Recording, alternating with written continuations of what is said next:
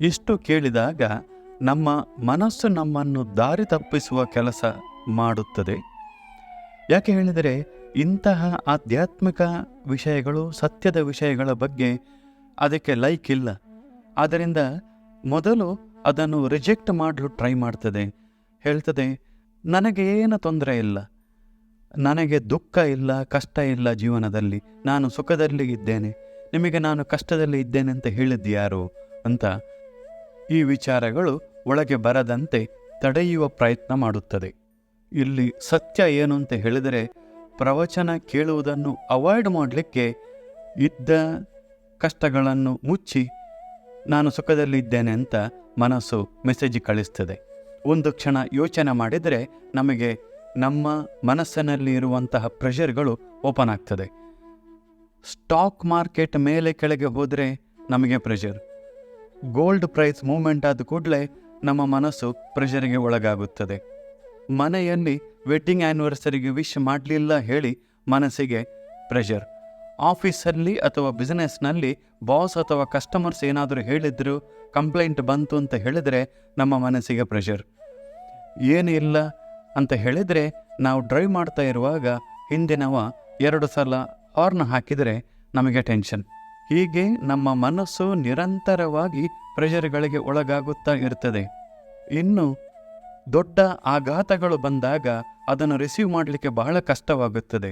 ಹೀಗೆ ನಮ್ಮ ಮನಸ್ಸನ್ನು ಸಮತೋಲನದಲ್ಲಿ ಇಟ್ಟುಕೊಂಡು ಬದುಕಿನಲ್ಲಿ ಆನಂದವಾಗಿ ಇರಬೇಕು ಅಂತ ಇದ್ದರೆ, ಈ ಆಧ್ಯಾತ್ಮಿಕವಾಗಿ ಹೇಳಿದಂತಹ ಈ ಸ್ಪಿರಿಚುವಲ್ ಸೈಕಾಲಜಿ, ಭಾರತೀಯ ಮನಃಶಾಸ್ತ್ರ ಬಹಳ ಮುಖ್ಯ ಪಾತ್ರ ವಹಿಸುತ್ತದೆ. ಆದರೆ ಒಂದು ವಿಷಯ ಸತ್ಯ, ಈ ಮನಸ್ಸಿನ ನಿಗ್ರಹ ಬಹಳ ಕಷ್ಟ. ಅದು ಹೇಗೆ ಮಾಡುವುದು ಅಂತ ನಮ್ಮ ಪ್ರಶ್ನೆಗೆ ಅರ್ಜುನ ಕೃಷ್ಣನ ಬಳಿ ಪ್ರಶ್ನೆ ಕೇಳಿದ್ದಾನೆ.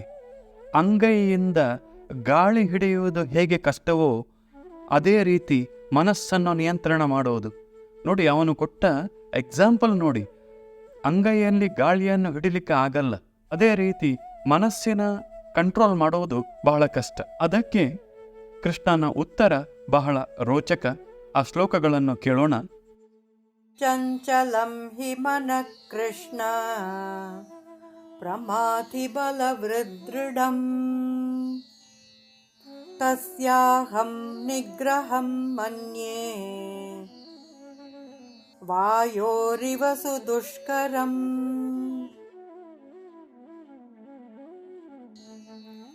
ಅಸಂಶಯಂ ಮಹಾಬಾಹೋ ಮನೋ ದುರ್ನಿಗ್ರಹಂ ಚಲಂ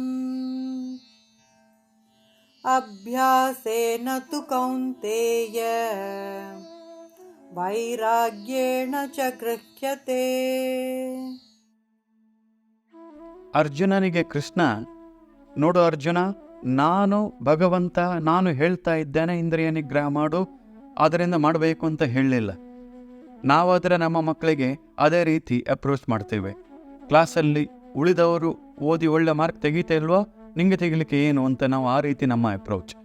ಕೃಷ್ಣ ಮೊದಲು ಹೇಳುವುದು ಅಸಂಶಯಂ ಮಹಾಬಾಹೋ, ಮನಸ್ಸಿನ ನಿಗ್ರಹ ಬಹಳ ಕಷ್ಟ, ಅದರಲ್ಲಿ ಸಂಶಯವೇ ಇಲ್ಲ.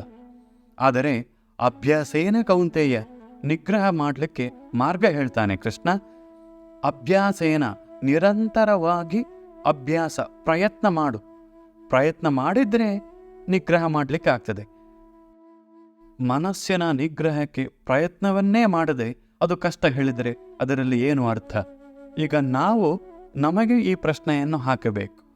ನಾವು ನಮ್ಮ ಜೀವನದಲ್ಲಿ ಇಷ್ಟರವರೆಗೆ ಅಧ್ಯಾತ್ಮ ಶಾಸ್ತ್ರಗಳ ಬಗ್ಗೆ, ಅಂದರೆ ಈ ಪ್ರಪಂಚದ ಸೃಷ್ಟಿ, ನಮ್ಮ ಸೃಷ್ಟಿ, ಒಬ್ಬ ಮನುಷ್ಯ ಈ ಲೋಕವನ್ನು ಬಿಟ್ಟ ನಂತರ ಎಲ್ಲಿಗೆ ಹೋಗ್ತಾನೆ, ಜೀವನದ ಸತ್ಯ ಏನು, ಮನಸ್ಸಿನ ನಿಗ್ರಹ ಹೇಗೆ, ಇಂತಹ ವಿಷಯಗಳ ತಿಳುವಳಿಕೆಗೆ ನಾವು ಪ್ರಯತ್ನವನ್ನೇ ಮಾಡಲಿಲ್ಲ. ಮತ್ತು ನನಗೆ ಅರ್ಥ ಆಗಲ್ಲ, ನನಗೆ ಇಷ್ಟ ಇಲ್ಲ ಹೇಳಿದರೆ ಏನರ್ಥ? ಹೀಗೆ ನಿರಂತರ ಪ್ರಯತ್ನದಿಂದ ನಮಗೆ ಮನಸ್ಸನ್ನು ಗೆಲ್ಲಬಹುದು, ಸತ್ಯದ ದರ್ಶನ ಆಗಬಹುದು ಅಂತ ಕೃಷ್ಣನ ಸಂದೇಶ. ಕೊನೆಯಲ್ಲಿ ಉಪಸಂಹಾರಕ್ಕೆ ಬರೋಣ. ಮನಸ್ಸಿನ ನಿಗ್ರಹಕ್ಕೆ ಅದರ ಕ್ವಾಲಿಟೀಸ್ ತಿಳಿದರೆ ಒಳ್ಳೆಯದು. ಮೊದಲನೆಯದು, ಮನುಷ್ಯನ ವ್ಯಕ್ತಿತ್ವ ಅವನ ಮನಸ್ಸಿಗೆ ಬರುವಂತಹ ಯೋಚನೆಗಳ ಮೇಲೆ ಅವಲಂಬಿತವಾಗಿದೆ. ಆದ್ದರಿಂದ ಸಾಧ್ಯವಾದಷ್ಟು ಒಳ್ಳೆಯ ವಿಚಾರಗಳನ್ನು ಮನಸ್ಸಿಗೆ ಕಳಿಸಿ ಬೇಡವಾದ ವಿಚಾರಗಳನ್ನು ಮನಸ್ಸಿಂದ ಹೊರಗೆ ಕಳಿಸುವ ಪ್ರಯತ್ನ ಮಾಡುತ್ತಾ ಇರಬೇಕು. ಎರಡನೆಯ ಕ್ವಾಲಿಟಿ, ಮನಸ್ಸಿಗೆ ಅದರದ್ದೇ ಆದ ಲೈಕ್ಸ್ ಡಿಸ್ಲೈಕ್ಸ್ ಇಲ್ಲ. ನಾವು ಮನಸ್ಸಿಗೆ ಯಾವುದನ್ನು ಟ್ರೈನ್ ಮಾಡ್ತೇವೋ ಅದನ್ನೇ ಲೈಕ್ ಮಾಡಲಿಕ್ಕೆ ಆರಂಭ ಮಾಡ್ತದೆ. ಆದ್ದರಿಂದ ಒಳ್ಳೆಯ ಹ್ಯಾಬಿಟ್, ಅಭ್ಯಾಸಗಳಲ್ಲಿ ನಾವು ಮನಸ್ಸಿನ ಲೈಕ್ಸನ್ನು ಡೆವಲಪ್ ಮಾಡಿಸಬೇಕು. ಹಾಗೂ ಕೊನೆಯ ಕ್ವಾಲಿಟಿ, ಮನಸ್ಸಿನಲ್ಲಿ ಬರುವ ಸಂಶಯಗಳು ಹಾಗೂ ಮನಸ್ಸಿನ ನಿರ್ಧಾರ ಚಂಚಲವಾಗಿರುತ್ತದೆ. ಆದ್ದರಿಂದ ಒಳ್ಳೆಯ ವಿಷಯಗಳ ಬಗ್ಗೆ ಇರುವಂತಹ ಸಂಶಯಗಳನ್ನು ಮನಸ್ಸಿನಲ್ಲೇ ಪರಿಹಾರ ಮಾಡಿ ಬುದ್ಧಿಯ ಮಟ್ಟಕ್ಕೆ ಆ ಸಂಶಯಗಳು ಏರದಂತೆ ನೋಡಿಕೊಳ್ಳಬೇಕು. ತೆಗೆದುಕೊಳ್ಳುವ ನಿರ್ಧಾರ ಬುದ್ಧಿಯ ಮಟ್ಟದಲ್ಲಿ ದೃಢವಾಗಿ ಇರಬೇಕು. ಹೀಗೆ ಭಗವಂತನ ಅನುಗ್ರಹ ನಮ್ಮ ಎಲ್ಲರ ಮೇಲೂ ಕೂಡ ನಿರಂತರವಾಗಿ ಇರಲಿ ಅಂತ ಹೇಳುವ ಪ್ರಾರ್ಥನೆಯೊಂದಿಗೆ ಇವತ್ತಿನ ಸಂಚಿಕೆ ಮುಗಿಸೋಣ. ಮುಂದಿನ ಸಂಚಿಕೆಯಲ್ಲಿ ಬುದ್ಧಿಯ ಬಗ್ಗೆ ಚಿಂತನೆ ಮಾಡೋಣ. ನಮಸ್ಕಾರ. ಶ್ರೀಕೃಷ್ಣಾರ್ಪಣಮಸ್ತು.